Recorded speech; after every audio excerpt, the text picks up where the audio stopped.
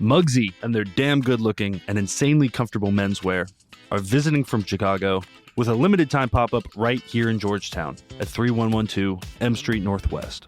All of their jeans, pants, tops, and jackets are what they call straunchy. That means they're soft, stretchy, and strong, and they look damn good too. Plus, when you stop by, you'll get a free styling, and there's going to be free drinks and games. It's going to be a vibe.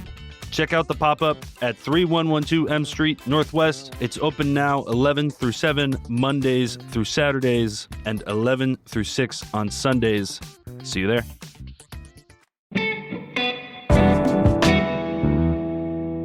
New York City might be known for its iconic bodega staple, the bacon, egg, and cheese.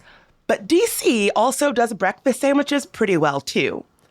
In a quest to find the best one in D.C., Washington Post food reporter Tim Carman asked the internet for its best recommendations, and the replies came pouring in. Within days, he had a list of more than 60 to try. And after some seriously tasty field work, he's narrowed it down to the top 10 breakfast sandwiches in D.C. Last year, I sat down with Tim to get a taste of his ranking of D.C.'s best breakfast sandwiches, and we're airing that again today. After all, breakfast is the most important meal of the day.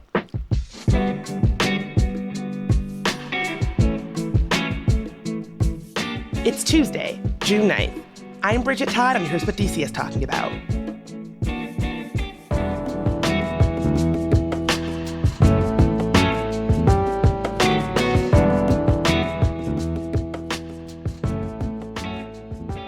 Tim, you are speaking to a fellow breakfast sandwich enthusiast, so I'm very excited. Well, I'm excited to be here. Thanks for having me. So how did you set out to explore DC's best breakfast sandwich? It's sort of a process. We try to do these big roundups at least once a year.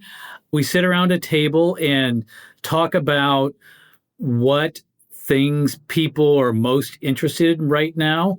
And we went through a lot of different options, and we brought in some of members of our audience team. And I think we decided, given that the breakfast sandwich category has sort of exploded in the last few years, that people really need a sort of catalog of what's the best out there right now.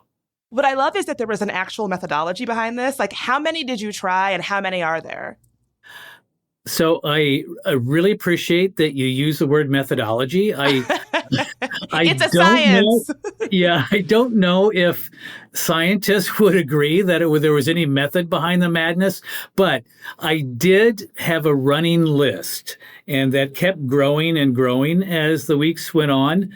By the time deadline finally approached, I had tried more than 90 sandwiches. Many of these were recommended by readers, by chefs, by friends, colleagues. I was a one-person reviewing team, so I spent literally months getting in my car, driving all around the area, and just trying one sandwich after another, cataloging my experience on a spreadsheet, and trying to figure out what criteria I would use for what were my favorites. I mean, ultimately, it's sort of a very arbitrary what amused me and what pleased me the most. But I also ended up focusing on ones that I felt were channeling certain identities that make up sort of our country and our immigrant culture, and that were also basically pretty simple in that there were a number of dishes or a limited number of ingredients, and all of them included an egg in some way. Wait, so are you like completely over breakfast sandwiches now? You've had 90. Do you ever want to have one again, or are you still into them? You know, I just had one this morning. I'll even call them out. Call your mother. Oh, I've had theirs. It's good. Yeah, the no meat Sun City. It's, part of it is because it's very close to the paper, but it's just a good sandwich too. Okay, so out of the 90 breakfast sandwiches that you tried, which one was the absolute best and why? So it was a tough call. But ultimately, I went with the Zatar egg croissant over at Yellow Cafe. Now, there are two locations, one's in Georgetown and one's in Union Market, but it's this really unusual sandwich in that, it sort of combines a croissant, which I think is not unusual in breakfast sandwich world, but the chef, Michael Rafidi, covers this croissant with za'atar, which is a sort of Middle Eastern, Palestinian spice blend. So you can't even recognize that there is a croissant underneath there. It has this carpet of green surrounding the croissant. But then he tucks in like some smoked, what is it? It's like a smoked piquillo pepper and pickled Fresno peppers and a sunny side up egg. And it's this combination of like buttery, zesty, rich, crunchy deliciousness. And it's so unusual and so unique that I would venture that anyone who hasn't had it, they'll never find anything else like it. You are making me very hungry, my friend. I have to try this sandwich. I haven't had it. It's worth your time. Even if you have to go out of your way, which I'm not sure people do for breakfast sandwiches. I think it's often what's near you. But yeah, even if you have to drive a few miles and try to withstand the terrible parking situation in both Georgetown and Union Market, it's worth it.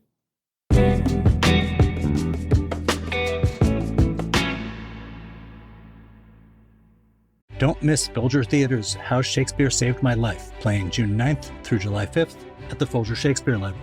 In this rolling world premiere, Broadway star Jacob Ming Trent creates a one-man comedy that one critic proclaims Shakespeare would have loved. Born with a gift for poetry but rejected as unfit to play the part of the poet, Ming Trent invites us to take a deep dive into the crevices of his youth. Calling on the bard and a host of genius rappers, half-crazed preachers, and soulful poets, he takes us on a propulsive ride that reaffirms the power of language and music. It's in DC for a limited time only. Tickets start at $20 and can be purchased online at folger.edu or by phone at 202-544-7077. Get yours today. In your opinion, what makes a good breakfast sandwich? So that's a good question. I mean, it's not just creativity. I think that's kind of taken for granted, but I think there is sort of a simplicity to it. Just a few ingredients, but there's a lot of thought and technique put into each of them. Like, say, for example, if you have a type of egg scramble or omelet on a sandwich, there is a very difficult technique for preparing an omelet. And a couple of chefs use this sort of Jacques Pepin style omelet, which it's a very difficult technique to master. But once you do, you get this incredibly fluffy, rich omelet that you won't be able to recreate this kind of omelet at home. And then when you tuck it between, some nice buttery brioche bread or a croissant or a biscuit and pile in other ingredients, you're getting something that's so simple and so beautifully decadent that it's hard to resist it. I'm a sucker for the brioche bread, like a nice soft bread. That's what makes a good breakfast sandwich for me. Of course, it's that sort of buttery richness to go with your egg and whatever else is tucked in. Who doesn't want a brioche bun or bread for breakfast? Although I noticed like Asian milk breads have become more popular, which is also just a very rich and enriched bread, which makes for a great breakfast sandwich. Do you think a breakfast sandwich has to have anything specific on it? Like, does it have to specifically have an egg involved? Well, yeah, because, even though I think breakfast sandwiches are starting to erase the line between a lunch sandwich and a breakfast sandwich, I think it's the egg that, makes the difference. It's like that's the thing that differentiates a sandwich from a breakfast sandwich. Now, maybe you would argue with me, but there are some breakfast sandwiches that, like, if you took the egg away, it would just be a sandwich. But it's the egg that defines it. How do you even decide like what makes something a breakfast sandwich? One of the sandwiches on your list, number 9, you kind of compare it to a Philly cheesesteak, which I wouldn't necessarily think of as a breakfast sandwich. For sure. And the only reason that makes it a breakfast sandwich in my mind is there's an egg on it. So it really is the egg. I think so. And like that is a very unusual breakfast sandwich. It's from this Filipino restaurant out in Gaithersburg, Maryland. It's called Lapu Lapu. And well, it's sort of a riff on Philly cheesesteaks, but it also is using a type of style of meat popular in the Philippines. So you're getting this sort of cultural injection into a Philly cheesesteak into a breakfast sandwich. So it's this culture clash, all presented in this small handheld bite. But again, I think what makes it a breakfast sandwich is just this fried egg on top. Okay, so let's talk more about some of the sandwiches on this list. I'm sure every sandwich on the top 10 list is worthy. However, I want to give you some rapid fire questions about the sandwiches that you've encountered on this journey. So what was the best classic breakfast sandwich that you found? So I'm not sure any of the ones that made my list, I would call them traditional. I think they're all sort of variations on cultural influences around the world. I think some of maybe on the honorable mention list would be more traditional. So I think like the Hog Haven breakfast sandwich, it's sort of a traditional biscuit sandwich. And I don't know if you've ever been to the farmer's market where Hog Haven sells their sandwich. Oh, I have. It deserves to be tasted. It really does. And, they're pretty famous for doing this. And I don't want to slam it with faint praise, but I would say there's nothing necessarily innovative about the sandwich. It's just like a sage sausage patty, eggs, and like on a biscuit. But what it separates it is like all of these are from products from the farm or made there by people from the farm. So they're all like fresh ingredients, fresh sausage, eggs from the farm. So, and it makes a difference when you're getting something that's not processed. You're not getting like a biscuit made, several weeks ago in a bakery that's been sitting on a shelf at Safeway. So it's a really good sandwich, just not quite good enough to cut that top 10 list. That sandwich caused a big fight in my household. When a sandwich was bought and consumed and one was not bought and consumed for me, I'll just say it started a huge fight, a rift, if you will. So yeah, I totally agree with you that like there's something particularly, wild about it, but what it does very well.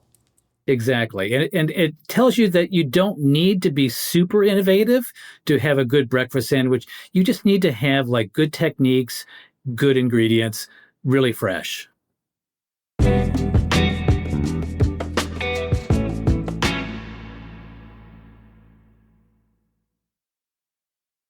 Well, which sandwich was the most creative on the list? I gotta think the one at Yellow, the Za'atar egg croissant. I don't know where you come up with the idea to coat a croissant in za'atar, but it's a bold choice. I mean, that sort of goes into my next question, which is like the list feels pretty international for what we think of as like a classic American thing. Do you think that's a special aspect of DC's food scene? And like, were you expecting the list to reflect that aspect of DC's food scene? I did expect it. I used to write a review column for 13 years, and that was sort of what I focused on, was going to all these mom and pop, chef-owned, or even just immigrant-owned places around the district and the DMV, and putting a spotlight on them. So I knew what was out there, but I didn't even know the depth to which it was out there. So I knew that I would encounter a lot of creativity in the immigrant-owned restaurants. I don't know if I expected all of it to so dominate the top 10 list, but I think that reflects where my palate is these days. You were talking about how you were pretty stressed putting this list out, which I can identify with. How do you feel about it now? Like a year later, it's been out. How are you feeling about it? In preparation for your interview, I was looking back over the list, and I have to say, I enjoyed seeing the diversity of the options here. And it really did strike me that Washington, D.C. is a fairly unique city to eat in. And I'm not sure the rest of the country knows the great diversity of food that we have here. And what I really love about this list is it reflects that. And I'm happy about that. It really does make me happy. You put out a call for people to hit you to spots that you might have missed. What did people say? Oh, they always have their favorites. I would say the Hog Haven oversight, at least that's what readers dubbed it, was maybe the biggest complaint. There are a lot of fans of that Hog Haven breakfast sandwich. And I would say that was the one that got the biggest complaints, that it didn't make the cut. People like the places near them. And that makes sense. It's like most people don't go out of their way for coffee or a breakfast sandwich. They need something quick and convenient because you're often stressed. You're often busy in the morning. You don't have time to drive 5 miles out of your way for a breakfast sandwich. So you're getting something close. So I think people often like the cracked eggery locations because I think there used to be at least 3.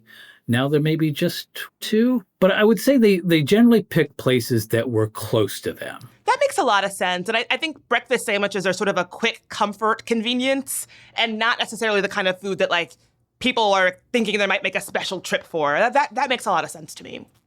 Yeah, and I think one of the complaints about the list is that, while these are handheld and they're sandwiches, they're not necessarily ones you want to eat in your car. The one from Yellow in particular, you'd get za'atar all over your car, the lapu bistek cheesesteak kind of sandwich. That's going to spill all over your car. These are big, messy, two-fisted sandwiches that are really more meant to eat in a restaurant. And, that's not the way we often eat breakfast anymore. And I get that complaint. I understand that. So I guess my counter would be give yourself a treat every once in a while. Don't consider breakfast just something that you're consuming for calories and energy to get on with the rest of your day. It is a important part of the days. Maybe take a day once in a while just to savor that. Tim, you don't need to tell me that I deserve a little treat. When I have a bad day, I'm like, I deserve a treat. When I have a good day, I'm like, I deserve a treat. Basically, it's just treats here. No, I am so on board with that philosophy. If you can't give yourself a little treat after a stressful day, what's the point of treats? Exactly. One of my last questions, was there anything about this process that surprised you? The sheer volume of good sandwiches. When I do these kind of projects, I try to be completist. I want to hit every place. I want to give everyone a shot. I didn't get to every one of them. And that just tells you how many sandwiches people like out there. And that, I have to admit, that surprised me. I didn't think that I would have to go to and try nearly 100 breakfast sandwiches to get to the 10 that made the list. Well, that's great news. I mean, we're eating well in DC. We have a smorgasbord of good breakfast sandwich options. Thank you for compiling them so succinctly for all of us. The pleasure was all mine.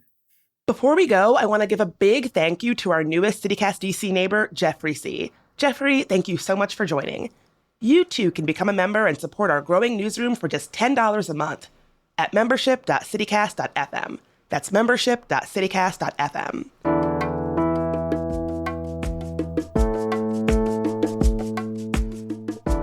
That is all for today here on CityCast DC. And if you enjoyed the show, why not share it with your favorite breakfast sandwich aficionado? can tell a friend, rate the show, leave us a review, and subscribe to our morning newsletter. We'll be back tomorrow morning with even more news from around the city. Talk to you soon.